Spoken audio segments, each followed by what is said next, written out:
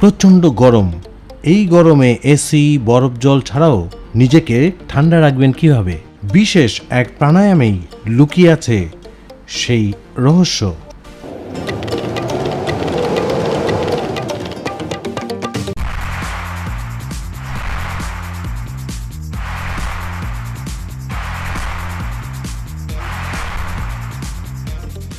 গনগনে গরমের মধ্যেও শরীর মন ঠান্ডা রাখতে পারে একটি প্রাণায়াম,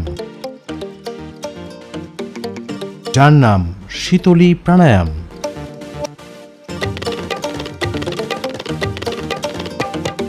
সংস্কৃত শব্দ শীত মানে ঠান্ডা, সেখান থেকেই শীতলী প্রাণায়ামের আবির্ভাব। এই প্রাণায়ামকে অনেকে কুলিং ব্রিথ নামেও জানেন।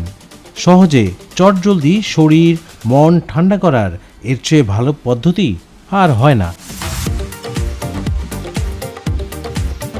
কিভাবে করবেন এই প্রাণায়াম? প্রথমে হাঁটু মুড়ে পদ্মাসনে বসুন। মনকে শান্ত রাখুন। 5-6 বার স্বাভাবিক শ্বাস নিয়ে এই প্রাণায়াম শুরু করুন। মুখগহ্বরের ভেতর থেকে জিভ সামান্য একটু বাইরে বের করে নিন। গোল ও এর মতো করে প্রথমে শ্বাস টানতে শুরু করুন। একসঙ্গে মুখ ও নাক উভয় দিয়ে চলবে শ্বাস গ্রহণ। এবার শ্বাস ছাড়তে হবে নাক ও মুখ দিয়ে। 5 থেকে 10 বার করুন এই ব্যায়ামটি। শীতলী প্রাণায়ামের অভ্যাস করলে কি কি উপকার মেলে? যাদের পিত্তদোষ রয়েছে তাদের জন্য এই প্রাণায়ামটি উৎকৃষ্ট। এই ব্যায়ামে দেহের তাপমাত্রা অত্যধিক হারে বেড়ে গেলে তা আবার স্বাভাবিক জায়গায় নিয়ে আসে।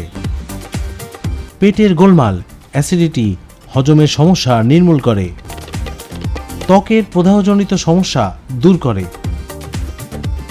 শরীরের পাশাপাশি আপনার মানসিক চাপ, উদ্বেগজনিত সমস্যাও নিয়ন্ত্রণে রাখে। শীতলী প্রাণায়াম করলে শরীরে স্বাভাবিক উদ্বায়ী প্রক্রিয়াটি সক্রিয় হয়ে ওঠে। এই প্রাণায়াম করলে দেহের অতিরিক্ত তাপ নিয়ন্ত্রণে রাখা যেতে পারে। গরমে হজমের গোলমাল, গলা বুক জ্বালার সমস্যা সে নিয়ন্ত্রণে রাখে।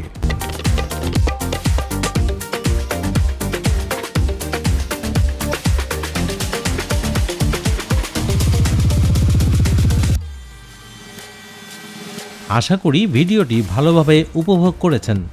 লাইক বোতামটি চাপুন এবং এই ধরনের আরও তথ্যপূর্ণ ভিডিওর জন্য আমার চ্যানেলটি সাবস্ক্রাইব করুন। দেখার জন্য ধন্যবাদ।